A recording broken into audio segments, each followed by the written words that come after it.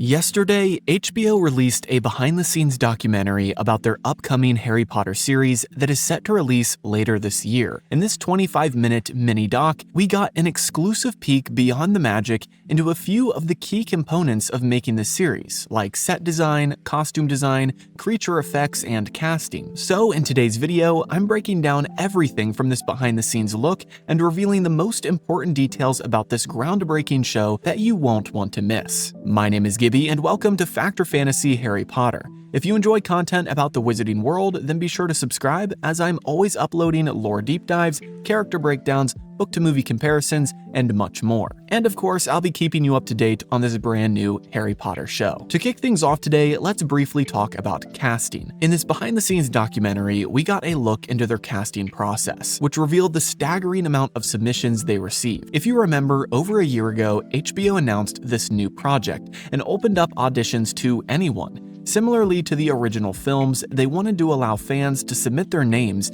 instead of only picking prominent child actors. And we learned that they received an astonishing 40,000 submissions, which they diligently watched one by one. At least, they say they stopped counting at 40,000, so it was realistically a lot more than that. It wasn't until they went beyond the UK and watched over their Scotland auditions that they found their Harry, Dominic McLaughlin. And it's funny to see the different approaches for each member of the trio's audition tapes. They didn't set specific lines for each child to read, but simply let them do whatever they wanted. So, Dominic wrote a rhyming poem about his weekend. Alastair Stout was from the Manchester auditions, and he performed his own story about a dog and a snake, which immediately gave off a distinct Ron vibe to the casting directors. And finally, Arabella Stanton, who was one of the only ones with a decent acting resume, was found in London and read the poem Invictus, which is such a Hermione thing to do. After bringing her in again to do a custom scene in which she would tell her parents about Ron and Harry, the casting directors were convinced that she was the one when they heard her giggle and snort, which gave off the exact playfulness they wanted for Hermione's character. But the characters were not the main focus of this mini documentary, as I believe they're still trying to keep their cards close to the chest at the moment. So what else did they cover? Well, much of the making of the Wizarding World that the Harry Potter series takes place in. And let me tell you, it's pretty incredible. So now let's talk about the sets and their design. One of the things that was revealed, which I don't think was necessarily their intention, was the massive scale of the sets for the show. Although no exact numbers for square footage or anything were given, we can see the size of things in the B-roll of this documentary. And wow, it is big. And this is exactly what I love to see. Although movies and shows can easily succeed by only creating the set that the actors are seen on and then using green screen and CGI for the background, I think we all can agree that the best and most immersive films and TV shows we've watched have truly embraced large-scale sets. This is incredibly hard in a fantasy world, though, where everything needs to be made from scratch, and that's where I have to give kudos to the design team. But while watching this, I got distinct flashbacks to the making of The Lord of the Rings and the lengths that Weta Workshop went to in order to create sets like Rivendell, Helm's Deep, and Hobbiton. And in this behind-the-scenes documentary, we see their creation of Diagon Alley, which is a massive set with insides for every shop, not just shop-front facades. Also, they didn't reveal too much, but based on the glimpses we do get, Gringotts Bank is absolutely massive inside and almost a completely designed building, even beyond where Harry ventures in the first book. And the last thing I'll say on set design before we move into some truly insane numbers regarding their creature effects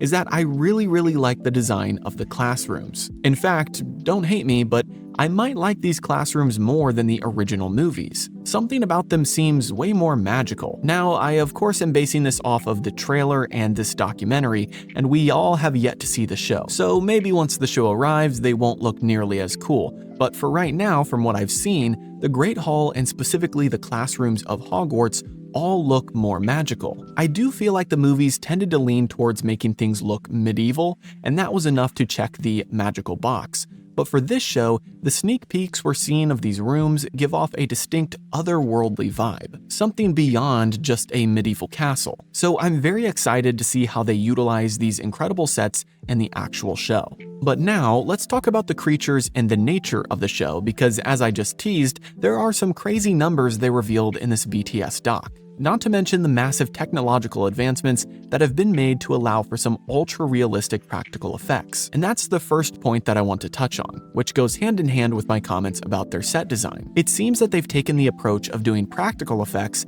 and design as much as possible, and only relying on CGI when absolutely necessary. This of course makes everything way more immersive and real. Now as for the insane numbers, that comes with the owls, albeit they only made 10 individual owl animatronics. But the amount of effort that went into each of these creatures is incredible. First, they of course studied real-life owls and their movements, and then programmed the mechanical bodies so that they can move in the exact same way. Specifically with the neck, which if you know owls, you know they can turn their head almost entirely around, which makes it difficult to design a neck that works properly like that. But once that craft was done, it was handed over to the feather team, who one by one would attach feathers to the body and glue them down. And get this, there are over 36,000 feathers on each owl. Now you understand why they only did about 10 of them. Again, this is reminiscent of Weta's work on Lord of the Rings, and the sheer amount of detail that had to go into design in order to make everything feel real. But wait, there's more. The creatures obviously went beyond just owls, and HBO gave us a peek at what Scabbers the rat would look like. And it's actually crazy to me how realistic Scabbers looks.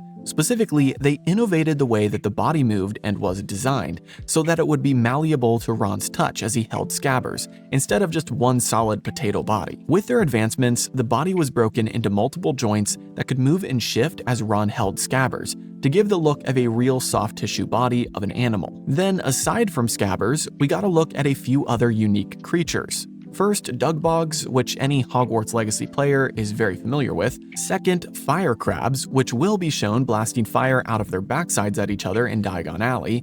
And third, Flobberworms, which look insane. They are animatronic and wriggle around on a platter together, but also can be covered in slime to make them feel sticky and gross. And a funny detail is that the designer said they never told the kids about the Flobberworms, so when the kids eventually see them and pick them up and feel them, they'll have genuine looks of disgust on their face seeing the Flobberworms and holding them for the first time. But beyond the creatures, one of the most important factors of a show is of course what the people wear. And Harry Potter, like many fantasy stories, is very unique in this category because there are two distinct worlds of costumes. First, you have the Muggles, which isn't as easy as it sounds because this story took place in 1991. The movies kind of glossed over this and jumped around the timeline, starting in the late 90s and working their way into the 2000s. But the HBO show is sticking closer to the book timeline, which takes place entirely in the 90s. So the costume design crew set to work finding what style was in that year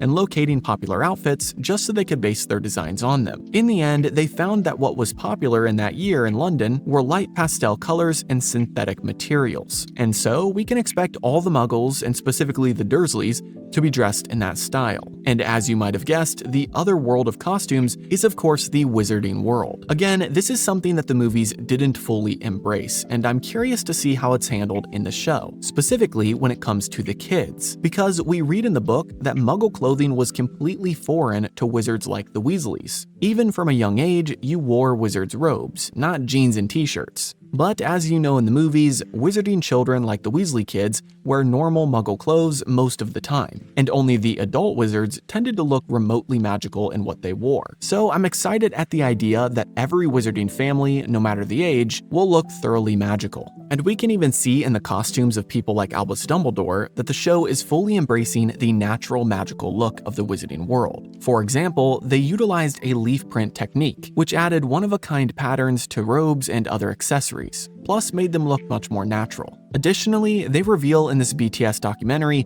that the Hogwarts uniforms were made out of 100% sheep's wool from right there in the United Kingdom. Plus, they used wood and shells for buttons and then purposefully designed costumes in unruly and imperfect ways, which all gave the perfect juxtaposition to the Muggle world, which was highly synthetic and manufactured. Now let's wrap up this documentary by talking about the credits, in which they showed a few brief snippets of interviews with crew members discussing their history with Harry Potter and what it means to them. And personally, I think this montage is the most revealing and important piece of the entire documentary. What I found is that a large amount of the people involved with this new show also worked on the movies. From the creature effects supervisor, who was an assistant on movies 3 and 4, to the designer of the Quidditch box, whose son is designing the Quidditch box for this show, to a man and woman who met working on the original movies, and now the son and father are working together on the new show. The list goes on, and there is no lack of personal attachment to the story or to the legacy that the movies built. So while I believe the show will be dramatically different from the movie, revealing things from the books that we never got to visualize before, the team behind this magic can be trusted to carry on the baton because they've essentially just passed it back to themselves. And that gives me a little bit of comfort and optimism as the suspense continues to build for the winter release of this iconic series. Again, my name is Gibby, and I hope this video helped give you a look behind the curtain of this HBO mini doc, and everything we know about the behind the scenes of this show so far. If you enjoyed, please like and subscribe and share with a fellow Potterhead. I'll be covering updates on the show as they come out over the next few months, and I'll be doing deep dives into all the episodes when they release later this year, so keep an eye out for those. And by the way, for those of you who have been waiting for me to start movies versus manuscripts for The Order of the Phoenix, that will be coming very, very soon. As always, thank you to Jason, Joshua, Timothy, RoboSteve, Drix, Andy, and the rest of my incredible Patreon and YouTube members who help make these videos possible every month. Have a great week, and I'll see you in the next video.